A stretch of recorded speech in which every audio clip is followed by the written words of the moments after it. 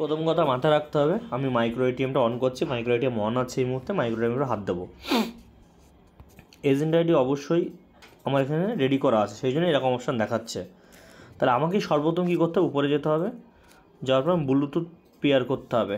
আর এখানে Bluetooth pair করলেই আমার এটিএম আছে MPOS 434, এই যে MPOS 8243, এটা ক্লিক করার পরে একটু ওয়েট করতে হবে। ওয়েট করার পরে এইভাবে অ্যালাও আসবে, আমাকে অ্যালাও অপশানে ক্লিক করতে হবে এবং এই যে পিনকোডটা আমাকে এটিএমের মধ্যেই বসাতে হবে। এটিএমের মধ্যে কেমন অপশান দেখাবে আমি সেটাও একবার একটু দেখাচ্ছি, দেখানো সম্ভব। আমি পিনকোড চাবে, এটিএমের একটা পিনকোড চাবে, এই যে মোবাইলে যে পিনকোডটা ভেসে উঠেছে আমাকে সেই পিনকোডটাই কিন্তু ওখানে এন্ট্রি করতে হবে, মাথায় রাখবেন। করার পরে ব্লু বাটন এন্ট্রা অপশান আছে, ক্লিক করতে হবে। ক্লিক করলে এখানে চলে যাবে, মানে আমাকে এটা পেয়ার হয়ে গেল, মাথায় একটা পেয়ার হয়ে গেল। তাহলে আমাকে কি করতে হবে এখন, তোমাদের বক্তব্য যেমন একটা টাকা বা উইথড্রল করে আপনি দেখান, ব্যালেন্স ইনকোয়ারি বা ক্যাশ উইথড্রল, আমি একটা মোবাইল নম্বর দেবো, এখানে পেয়ার হয়ে গেল সম্পূর্ণ। আমি অ্যামাউন্ট দিলাম বা আমি ব্যালেন্স চেক করবো, অ্যামাউন্ট দেবো না, balance check, go to it permission okay করলাম, অ্যালাউ করতে হবে আমাকে এখানে, এখানে পারমিশন দিতে হবে।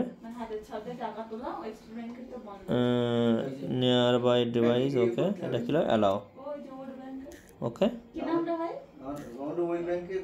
আবার ব্যাকে যাব, আবার ওয়েট, নিয়ার বাইটা ক্লিক করলাম, ওয়েট করতে, প্লিজ ওয়েট করতে হবে, পেয়ার, এইবার তোমাকে পেয়ার অপশানে ক্লিক করতে হবে।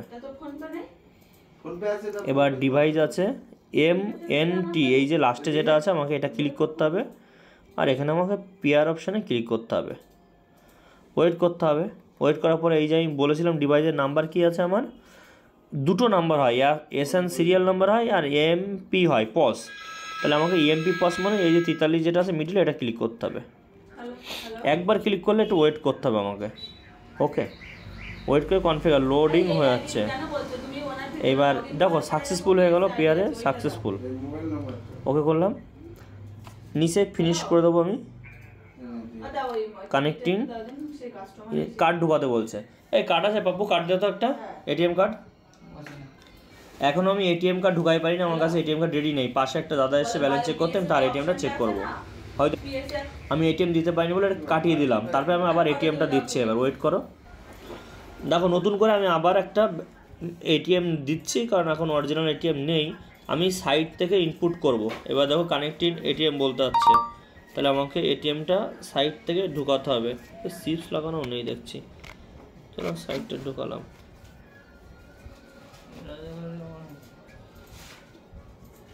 এই যে এটা এরর কোড আসছে, মানে সামথিং রং, মানে আমি এটিএমটা রং ঢুকাইছি, সেই জন্য।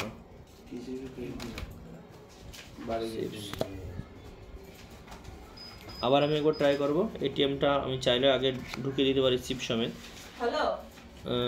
ইনস্ট্যান্ট কার্ড, এই কার্ড আমি ঢুকানোর পরে প্রসেস করতে বলছে, পিনকোড দিতে বলছে। এটিএমে পিন এসছে, 1 সেকেন্ড, পিন দিলাম। এই পিন ভুল হতে পারে, তাহলে এই যে পিন দেওয়ার পরে যখন মেরেছে ওয়েট বলছে HMM ফেল, মানে এটা পিন আমি ফেল দিচ্ছি তাই, ঠিক আছে। এইভাবে ট্রাই করতে হয়।